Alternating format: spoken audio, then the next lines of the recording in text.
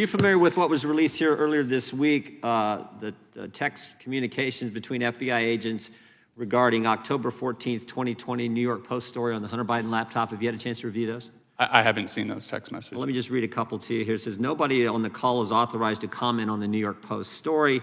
Twitter is treating this as disinformation. I just want to read something that took place earlier that day. The way this day worked is the story came out.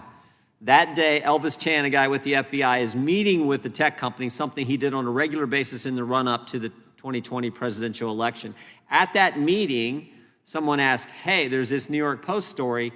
Is the laptop real? And we know this took place because we deposed Mr. Brady Olson, and he gave us this information. And he said when that question was asked, the response was, yes, the laptop is real. Then we get these text messages, which we didn't have before, we just got them this week, these text messages which relate what happens after that. So the FBI has confirmed to Twitter at a FITF meeting on October 14th that the laptop is real. And then we have these text messages back and forth where they says no one is authorized to comment further. Twitter is treating this as disinformation. You find that troubling that the FBI knew something was real, confirmed it at a meeting, then changed their story and went to no comment, no further comment.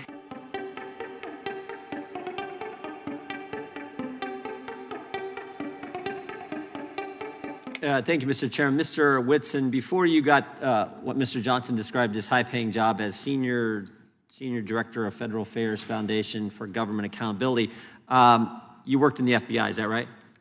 Yes. 10 years in the FBI? Yes. And prior to that, you were in the United States Army? Yes, sir. 300 combat missions in Iraq, is that right? Yes, sir.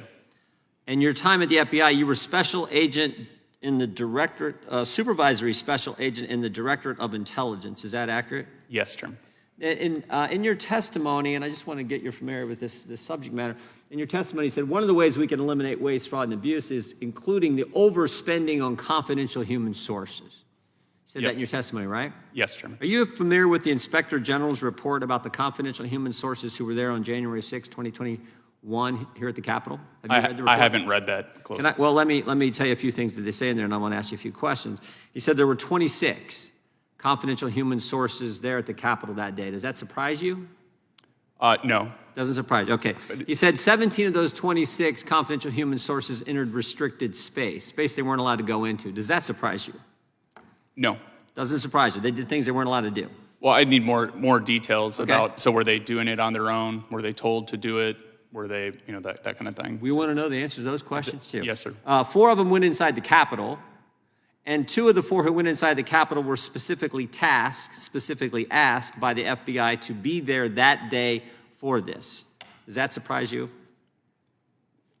Not necessarily. Not necessarily. But I need to know more facts. And does it surprise you that any of them, none of these individuals, to our knowledge, were charged with anything? No, I mean, if they were tasked to be there. Okay. I would need more information. Okay, well, in your testimony, you talked about overspending on confidential human sources. Do you believe, is it likely these 26 were being paid by the FBI at the time they were doing this? I think that's, if they're a confidential human source that's actually on the books, then it's highly likely that they were paid. Highly likely they're being paid. If they were tasked to do that. Even if they weren't specifically asked to be there that day? You think there's likely they were paid? So if they weren't asked to be there, I think usually they're giving us like a lump payment periodically, so it wouldn't be for a specific tasking necessarily. It'd be hard to answer that. Are you familiar with what was released here earlier this week, the text communications between FBI agents regarding October 14th, 2020 New York Post story on the Hunter Biden laptop? Have you had a chance to review those? I haven't seen those text messages. Well, let me just read a couple to you here. It says, nobody on the call is authorized to comment on the New York Post story. Twitter is treating this as disinformation. I just want to read something that took place earlier that day. The way this day worked is the story came out. That day, Elvis Chan, a guy with the FBI, is meeting with the tech company, something he did on a regular basis in the run-up to the 2020 presidential election. At that meeting, someone asked, hey, there's this New York Post story. Is the laptop real? And we know this took place because we deposed Mr. Brady Olson, and he gave us this information. And he said when that question was asked, the response was, yes, the laptop is real. Then we get these text messages, which we didn't have before, we just got them this week, these text messages which relate what happens after that. So the FBI has confirmed to Twitter at a FITF meeting on October 14th that the laptop is real. And then we have these text messages back and forth where they says no one is authorized to comment further. Twitter is treating this as disinformation.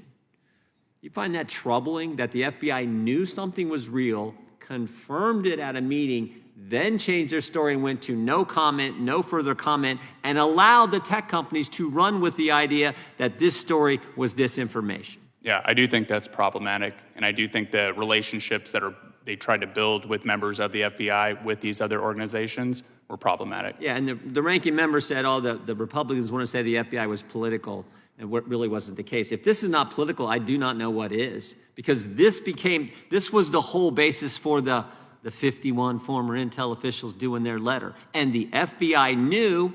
Now we have written evidence they knew, coupled with the deposition we took before where they admitted this. And then later in the day when they're meeting with other tech companies, they go with no comment.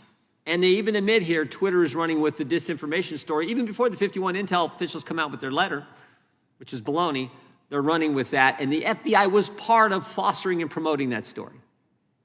It's unacceptable. Totally unacceptable. And it shows how one bad apple, and there were probably others, but you can see how much of a problem that is. And that one bad apple behaves that way, the entire Bureau's reputation is impacted. Yeah. Trust is lost across the country. And so that's why it's so important to find folks like that, going back to the entrenched bureaucrats. You have to find them and remove them, because that's all it takes is one bad apple. I think that was point one in your testimony, which is exactly what Ms. Bondi and Mr. Patel are doing, is getting rid of those individuals who foster this kind of political environment where you're going after your political foes, where you're telling things, saying things, allowing things to be believed that aren't accurate when you knew the truth all along. That's right, Drew. I yield back. Thank the chairman. I now recognize the ranking member of the subcommittee, Jasmine Crockett. Thank you so much, Mr. Chairman. And I first just want to begin with a news alert. Guess what? Joe Biden is not the president anymore. So maybe we can move on. Maybe we can move into the present, because it seems like we are living in the past. And listen, these are not the good old days, you know, like you used to sit around and your grandparents would talk to you about what used to happen. What we need to be talking about is how we are going to legislate, because I think that some of my colleagues have confused what our jobs are. And I get that we're sitting in judiciary. And so it may seem as if we are here to be litigators, but we are here to be legislators, which means that we are supposed to be writing laws, not trying to have our own trials and determine whether or not something is true or not, or whatever the case is, or who should be sued, who shouldn't be sued. All I know is that a great American hero, a good senator out of New Jersey, said something to the effect yesterday as he was shattering the record for holding the floor, a record that had been held by another racist in this country. As he shattered that, he said something about the fact that this should not be about left versus right. It should be about right versus wrong. And I am going to tell you that I want us to focus on right versus wrong. The reason that we are struggling right now in this country as it relates to people not trusting agencies, honestly, a lot of it is because of elected leaders. Let me tell you, one of the things that the chairman and I actually agree upon, we don't agree on a lot, is that we both know that there has been a sharp incline as it relates to threats upon our lives. Regardless of what side of the aisle you sit on, we both know and agree that as sitting members of Congress, we both are enduring more death threats than anybody should in this country. And I believe that it is because of the divisive rhetoric, and it is because of the selective enforcement of things. And so when we have, and I'm gonna be clear, because I had remarks and I'm going a whole other way. To have the sitting attorney general go on, and I'm gonna call it faux news. I know some of y'all love it, but it's fake to me. To have her go on Fox News and to then decide that she wanted to send a threat to me, it was wrong. Because here it is, she is the highest law enforcement agent in this country, and people are watching and they are consuming this information, and they are believing that simply because I decided that I wanted to exercise my right to free speech, which I am not abridged from doing, that she then wanted to then politicize something that should not be politicized. I don't like Elon Musk.